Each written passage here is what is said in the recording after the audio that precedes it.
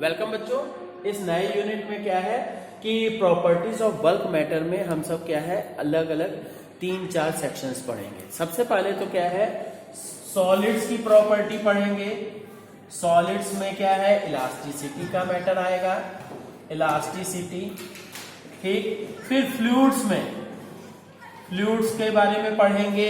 Fluids क्या है दो सिचुएशंस में, मतलब रेस्ट में फ्लूइड्स है और दूसरा क्या है मोशन में।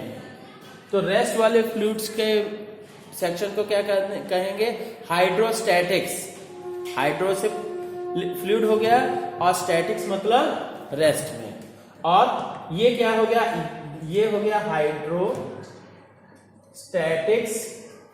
स्टैटिक्स मतलब स्टेट में, रेस्ट में। और hydrodynamics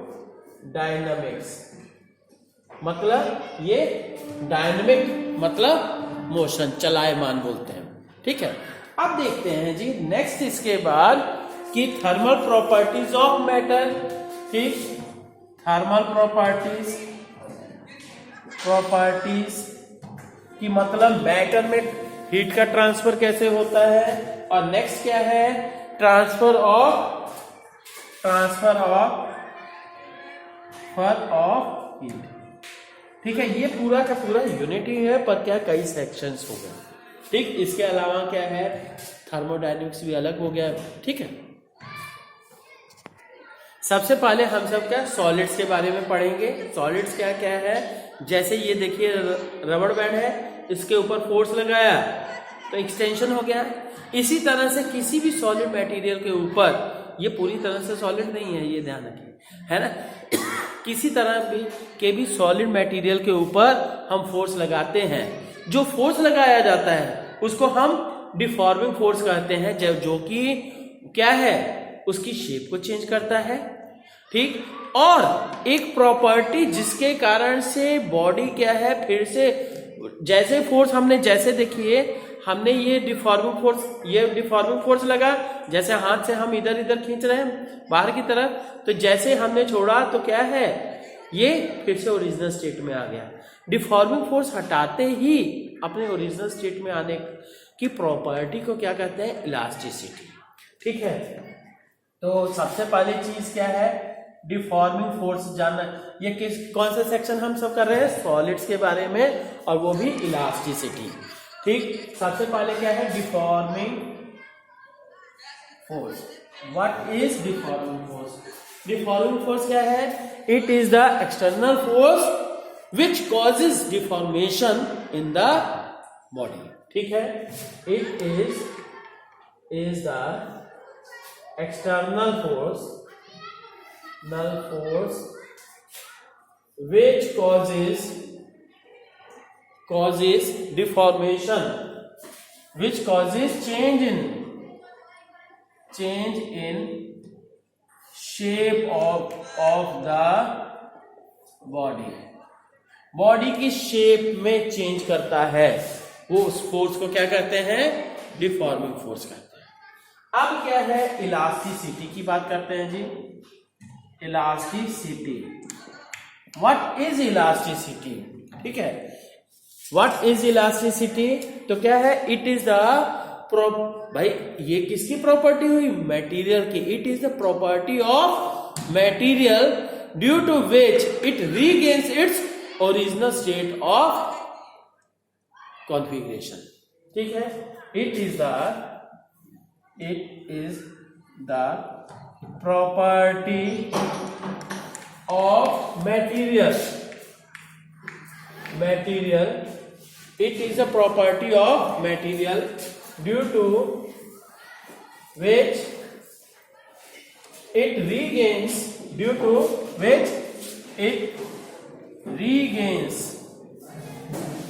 its original configuration,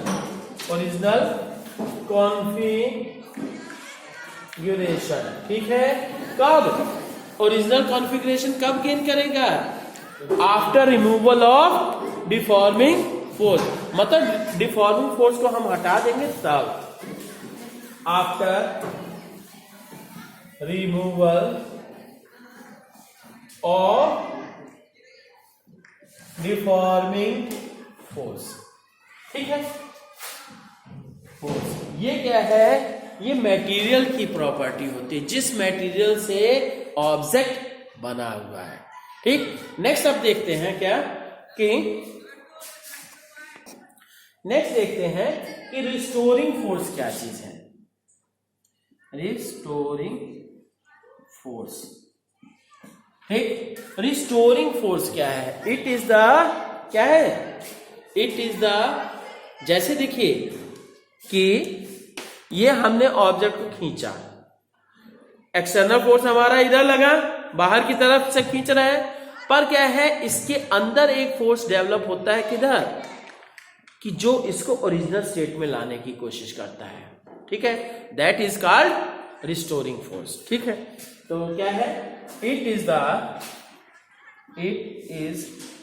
the force developed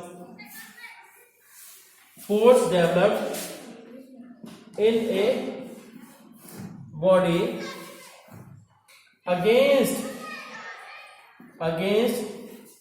the deforming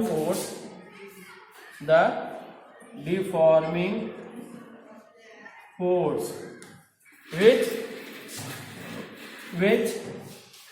tries to bring it into original configuration, which tries to bring it in original configuration। ठीक है, कॉन्फ़िगरेशन, ओरिजिनल कॉन्फ़िगरेशन में लाता है। ठीक है बच्चों, हाँ, क्या है कि दो मैग्नेट्स के बीच लगने वाला, जैसे ये कह दिया नॉर्थ पोल है, एक साउथ पोल है, तो क्या है, दोनों अट्रैक्ट करेंगे। ठीक, तो ये क्या है, या नॉर्थ कर दिया, रिपेल कर रहे हैं, तो ये इलास्टिक की प्रॉपर्टी नहीं, क्योंकि इलास्टिक जो है किसमें है, सॉलिड्स के लिए है। दोनों मतलब नॉर्थ और साउथ पोल के बीच में तो मटेरियल ही नहीं है ना, तो इसलिए ये काउंट उसमें मतलब इलास्टिसिटी में काउंट नहीं होगा। हाँ, रिस्टोरिंग फोर्स भी नहीं होगा ना फिर तो। जैसे देखिए ये नॉर्थ है, ये नॉर्थ है, दोनों को अट्रैक्ट, दोनों रिपेल करेंगे, यहां इसके अगेंस्ट इसको ओरिजिनल स्टेट में लाने के लिए कौन प्रयास करेगा, बाहर से फोर्स लगाना पड़ेगा। ऐसे क्या है, अगर नॉर्थ और साउथ है तो दोनों क्या है, चिपकने की कोशिश करेंगे, तो इसको दूरी तक मेंटेन करने के लिए होगा। ये that will be other situation. ठीक है, पर that will be not counted in elasticity. Is that clear?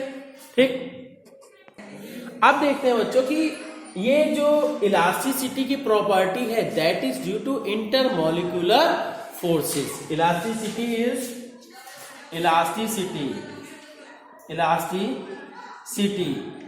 की property is due to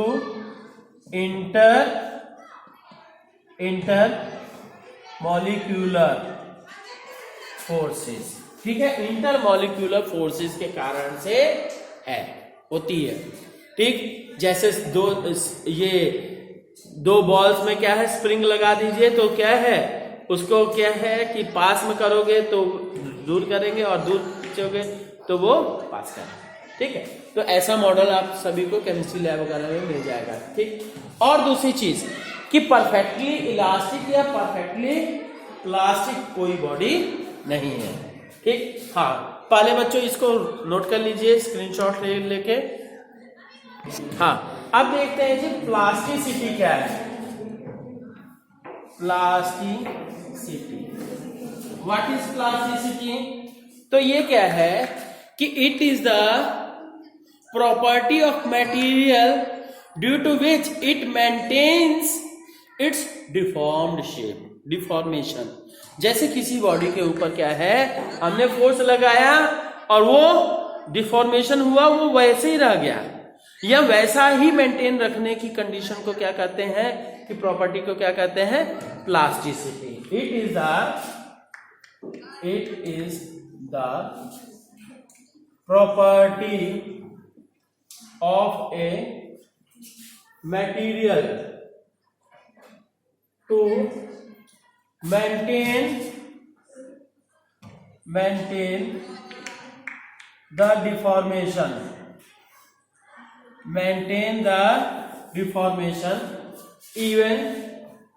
even after removal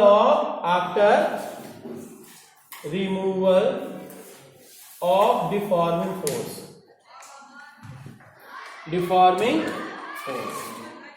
ठीक, डिफॉर्मिंग फोर्स हमने हटा दिया तब भी वो मेंटेन कर रहा है, तो उसको क्या है, उस प्रॉपर्टी को प्लास्टिसिटी कहते हैं। ठीक, अब एक चीज जान लीजिए कि इस वर्ड में ना तो कोई परफेक्टली प्लास्टिक है ना ही कोई परफेक्टली इलास्टिक है। No material is perfectly elastic और प्लास्टिक। कोई भी मटेरियल परफेक्टली इलास्टिक या परफेक्टली प्लास्टिक नहीं है, पर है क्या चीज, फिर सुनिए ना। तो किसको परफेक्टली कुछ केवल हमने माना है कि जिसमें सबसे ज्यादा कंडीशन है, क्या है, quartz and phosphor bronze. Quartz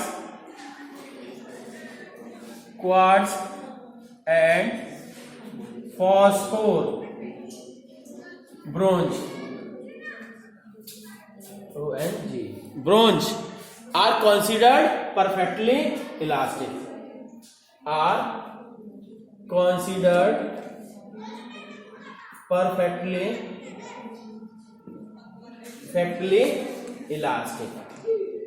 इसको क्या है, परफेक्टली इलास्टिक की तरह से काउंट किया जाता है। अब देखते हैं नेक्स्ट क्या है कि परफेक्टली प्लास्टिक किसको माना गया है, ये जबकि क्या है, ये पैराफिन